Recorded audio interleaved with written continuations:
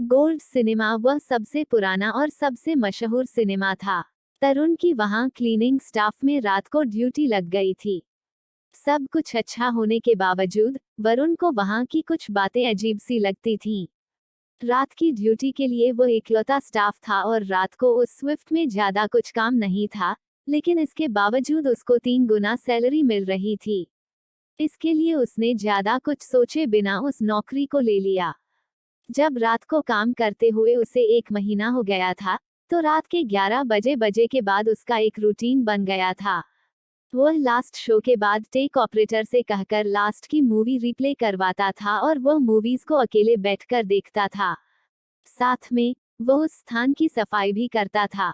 लेकिन अपनी रात की पहली ड्यूटी से ही तरुण को मूवी देखते समय बीच में अजीब सी आवाज सुनाई देती थी। तो कभी कभी उसकी सीट अपने आप पीछे हो जाती थी और कभी वरुण को ऐसा लगने लगता था कि कोई उसके साथ आगे वाली सीट पर बैठकर मूवी देख रहा है। शुरुआत में तो तरुण को इन सब चीजों से डर लगता था, लेकिन बाद में उसे यह आदत सी पड़ गई थी। इन सब चीजों से उसका कोई मजाक न बनाए, इसलिए उसने किसी को नहीं बताया।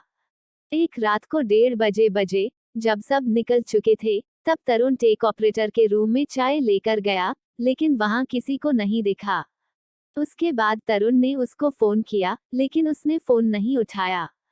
बाद में वरुण लास्ट सीट पर जाकर बैठ गया और वह कब सो गया उसे पता ही नहीं चला। थोड़ी देर बाद सिनेमा हॉल में एक चीख जोर से गूंजी। उस बात को सुनकर तरुण एकदम से जाग गया। लेकिन इस बार सब कुछ अलग हुआ, क्योंकि वह चीख स्क्रीन से आ रही थी। तब तरुण को लगा कि टेक ऑपरेटर ने मूवी चला दी होगी और उसे पता ही नहीं चला होगा। और उसने सोचा कि वह यह मूवी देखकर आराम से चला जाएगा। मूवी देखते देखते तरुण को वह चीख फिर से सुनाई दी। तब तक तरुण को आदत सी हो गई थी, और फिर उसे ऐसा लगा कि कोई चीख रहा है। उसके बाद उसने दर्द महसूस किया और उसने अचानक से पीछे मुड़कर देखा, तो वहां पर कोई नहीं था।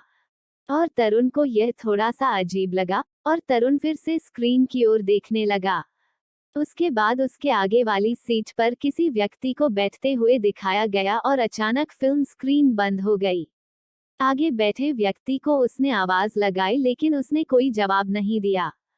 तभी तरुण ने उस व्यक्ति के कंधे को छुआ, जिससे उसका हाथ उस आदमी के ऊपर पड़ गया। तरुण बहुत ही घबराया हुआ था, जिसके कारण वह व्यक्ति अचानक से पीछे मुड़कर देखने लगा, जिससे तरुण की चीखें बाहर निकल आईं। उस व्यक्ति का चेहरा जल गया था और वो व्यक्ति बहुत ही डरावना लग रहा था। तरुण अचानक से खड़ा हो गया और उस होल से जल्दी बाहर आना चाहता था। वह भागने के लिए तैयार हुआ, लेकिन उसके पैर एक जगह से हिल नहीं रहे थे। वह अपने पैरों को देखकर बहुत ही डर गया था, क्योंकि उस व्यक्ति ने अपने हाथों से तरुण के पैर पकड़ रखे थे। कुछ अजीब से चेहरे उसके सिर को पकड़कर चबा रहे थे। तरुण को जो चीखें सुनाई दे रही थी वह उस होल के अंदर गूंजने लगी। उसे ऐसा लगा कि सारी चीखें उसी की ओर आ रही हैं। तरुण सुन पड़ गया और उसके पसीने छूटने लगे। उसे कुछ समझ में नहीं आ रहा था कि उसके साथ क्या हो रहा है। देखते ही देखते कुछ होल के अंदर तरुण को वैसे ही लोग दिखाई दिए जैसे व्यक्ति उसके आगे बैठा था। वह सभी व्यक्ति तरुण की ओर बढ़ने लगे। वह लोग तरुण के शरीर को छूने लगे और तरुण कुछ भी नहीं कर पा रहा था। वह जोर जोर से मदद के लिए पुकार रहा था। तभी अचानक से एक व्यक्ति ने तरुण का नाम लेकर पुकारा, जिससे उसने आंखें खोली और उसके सामने होल का डायरेक्टर खड़ा था। वहां पर सब कुछ नॉर्मल था।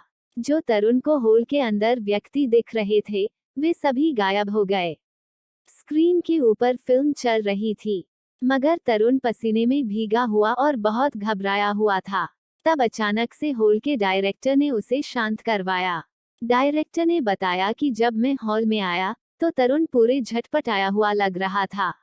फिर तरुण ने सारे घटना डायरेक्टर को बताए। तब डायरेक्टर ने उसे बोला कि आपने कुछ बुरा सपना देख लिया होगा। तरुण ने सोचा कि हाँ, मैंने कोई बुरा सपना देख लिया होगा। फिर तरुण ने घर पर आकर देखा कि उसके पूरे शरीर को नोच रखा है। यह सब कुछ तरुण को नहीं लग रहा था कि उसने कोई बुरा सपना देखा है।